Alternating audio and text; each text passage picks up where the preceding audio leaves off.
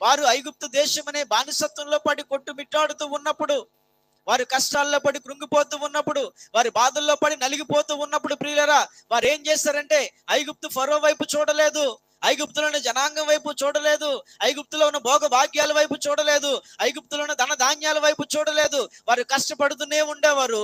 కష్టపడుతూనే ఉండే ఆకాశమందున దేవుని వైపు వారు చేతులెత్తి ప్రార్థన చేసేవారు. ప్రభువా, ఈ బాధలు మేము భరించలేకపోతూ ఉన్నాం, ఈ కష్టాలు మేము సహించలేకపోతూ ఉన్నాం, ఈ నిందలు మేము మోయలేకపోతూ ఉన్నాం. ఫరో చూస్తే మమ్మల్ని మాటి మాటికి రోజు రోజుకి మా పైన శ్రమలు రెట్టింపు చేస్తూ ఉన్నారు. ప్రభువా, మాకు విడిపించే దేవుడు నీవని చెప్పి ఆకాశముందున మీ వైపు చేతులెత్తి మేము ప్రార్థన చేస్తూ ఉన్నాం.